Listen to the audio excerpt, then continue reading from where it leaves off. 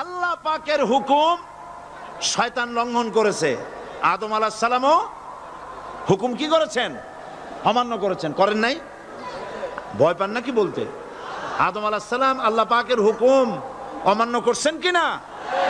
অমান্য করেছেন। কি আল্লাহ পাক বলেছেন, এই জান্নাতের সব কিছু নাজ নেয়ামত ভোগ করো, কিন্তু এই গাছের কাছেও যেও না। নিষেধ করেন নাই? হযরত আদম আলাইহিস সালাম ভুল করলেন, আল্লাহ নিষিদ্ধ বৃক্ষের কাছে গেলেন, স্বামী স্ত্রী দুজনে নিষিদ্ধ ফল ভক্ষণ করলেন। এরপরে হযরত আদম আলাইহিস সালাম মহা চিন্তার ভিতরে পড়ে গেলেন, কি সর্বনাশ করলাম। এখন যদি আল্লাহ যদি আমারে প্রশ্ন করেন আমার হুকুম কেন অমান্য করলে, তাহলে আমি কি জবাব দেব? আদম আলাইহিস সালামের কাছে জবাব ছিল না জবাব? তিনি যদি বুদ্ধির আশ্রয় গ্রহণ করতেন তাহলে তিনি বলতেন, আল্লাহ পাক যখনই প্রশ্ন করেছিলেন তিনি বলতে পারতেন যে আল্লাহ আমি না হয় একটা ভুল করছি, ঠিক আছে আমি একটা ভুল করে ফেলেছি, কিন্তু তুমি বলো জান্নাতের এত সব গাছ লাগাইলা যেগুলির ফল খাওয়া যাবে, এমন একটা গাছ কেন তুমি সেখানে লাগাইছো যে গাছের কাছেও যাবে না, ফল খাওয়া যাবে না, এমন একটা বিপদ আমার ভালাই লাগান।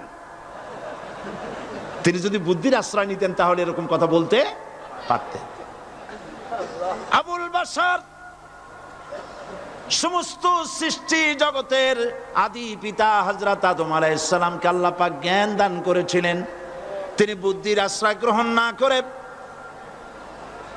তিনি জ্ঞান দ্বারা বুঝতে পারলেন সবলকে দুর্বলকে যদি বাঁচতে হয় মহাশক্তিধরের সামনে বিনা শর্তে মাথা নিচু করে দিতে হয়, আর্গুমেন্ট করা যায় না। সত্য সত্যি আল্লাহ প্রশ্ন করলেন, আদম আমার হুকুমটা ভাঙলা কেন? হযরত আদম আলাইহিস সালাম কোনো আর্গুমেন্ট পেশ না করে তিনি বিনয়ের সাথে কেঁদে কেঁদে বললেন, রব্বানা যালামনা আনফুসানা ওয়া ইন লাম তাগফির লানা ওয়া তারহামনা লানাকুনান্না মিনাল খাসিরিন। সবাই পড়েন, রব্বানা যালামনা আনফুসানা ওয়া ইন লাম তাগফির লানা ওয়া তারহামনা লানাকুনান্না মিনাল খাসিরিন।